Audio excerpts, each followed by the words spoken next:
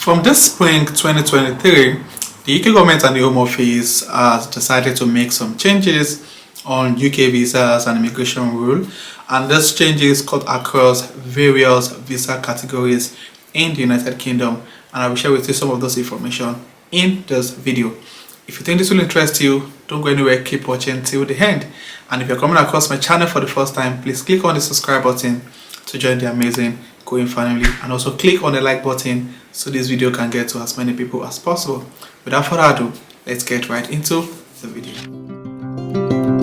The government and the Home Office constantly make changes on the immigration rule and different visa categories, and this is as a result of the government ensuring that the immigration rule meets the existing need of the country.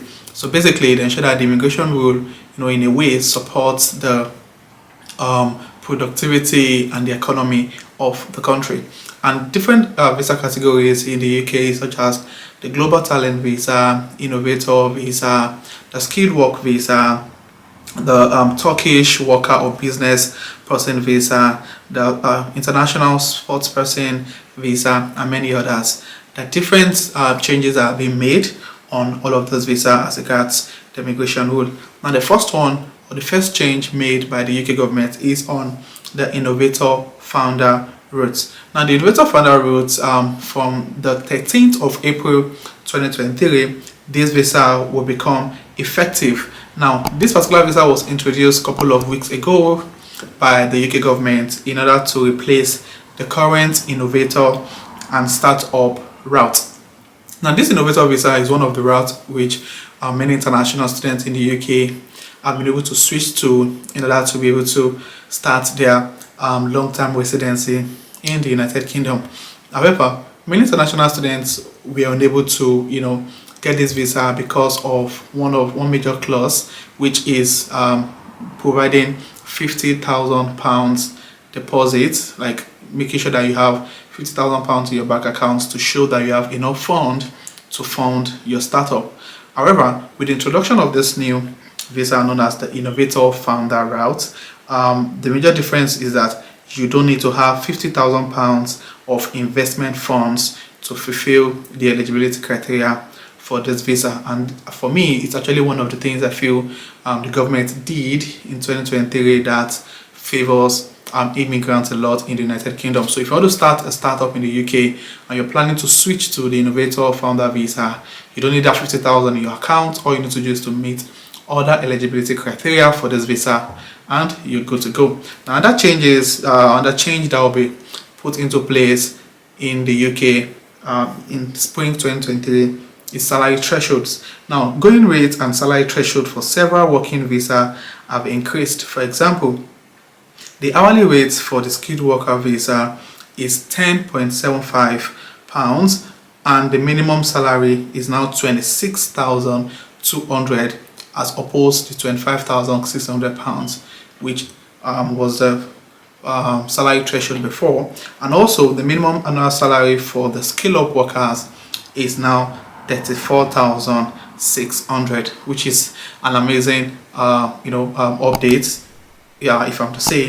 And also another change that has been made on the UK visas and immigration rule is the fact that for work absences, participating in jury service or attending courts are now acceptable work absences for the 12-month employment requirement for the senior and specialist worker visa in the global business mobility route. This is an amazing update also for those who are currently on this route. It means that you are able to still carry out your civil duty, and that can act as a reason for being absent from work, if that makes sense. Now another change that has been made on the UK immigration rule is on the youth mobility scheme. Now this mobility scheme has been everywhere for the past couple of weeks. However, I assume that a lot of people knew about this visa until I had a conversation with some of my viewers on this channel, and I discovered that many people don't actually know much about the youth mobility scheme. Now applicants for the youth mobility scheme visa belonging to New Zealand can now remain in the UK for 3 years instead of 2 years. So it used to be 2 years, but now it's for 3 years, and plus the age requirement is now 18 to 30 years, unlike 18 to 35 years, which it was before for New Zealand nationals. And also it's important to also know that getting the youth mobility visa, there are quite a lot of requirements that needs to be met for this to happen. And if you're on youth mobility visa, you're allowed to live and work in the UK for 2 years, and you must be between the age of 18 and 30, and you must have at least £2,530 as your proof of funds to show that you have the ability to sustain yourself in the United Kingdom. And also the earliest time you can apply for this visa is 6 months to the time of your travel. And as part of the application, you will need to prove your identity and provide the documents required, and you will need to allow extra time if you need an appointment to do this. You will find out if you need one when you start your application for the Youth Mobility Scheme visa. Now, how much does it cost for this visa? You need to pay an application fee. You need to pay for the IHS fee, which is about £417 per year, and you also need to provide your proof of funds. And the amount for the application fee is £259 for this visa.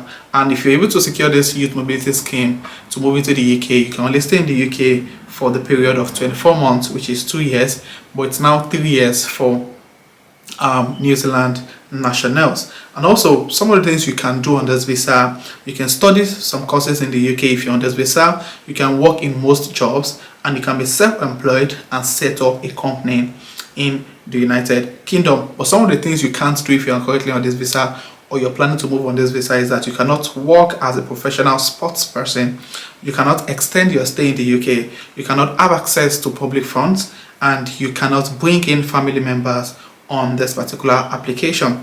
Now, those who are eligible for this visa category are people who are between the age of 18 and 20 and 30, and they are from Australia, Canada, Monaco, New Zealand, San Marino, Iceland, and you can be selected in the Youth Mobility Scheme ballot before you can apply for the visa if you are from Hong Kong, Japan, South Korea, and Taiwan. And also for those who are in India, there's what is called the India Young Professional Scheme visa, which allows people to move into the UK on the Youth Mobility Scheme visa, which is a visa category I think makes sense for people who are planning to move into the United Kingdom. Now, another change that was made was as regards the ILR long residency, and it says that it seems the definition of continuous lawful resident will be updated. The time spent on a short term or visitor visa or immigration bail will no longer count as part of the 10-year qualifying lawful residence period. Applicants can be eligible to go for long residency after spending time on bail or on short-term visa. However, they will have to wait longer to complete their 10 years lawful resident period. And getting an ILR in the UK, you need to be on different visa categories, and the duration for you to get the ILR depends on which of the visa categories you belong to. If you're on a scale-up visa, global talent visa, skilled work visa, innovator visa, Turkish business or business person visa, then after 5 years you're eligible to apply for the ILR in the United Kingdom. And it also depends on you being able to meet up with the financial requirements, which is make sure that you earn about at least £26,000 per year, or £10.75 per hour in the United Kingdom for the period of the 5 years. These are some of the major changes made by the UK government in spring 2023 as regards immigration rule. If you find this video resourceful, please click on the like button. If you have any question, please state in the comment section. And if you're coming across this channel for the first time, click on the red subscribe button to join the amazing growing family. And for my returning subscribers, thank you guys for being here. I really do appreciate you guys. So this will be the end of this video, and I'll see you guys in my next video. Thank you.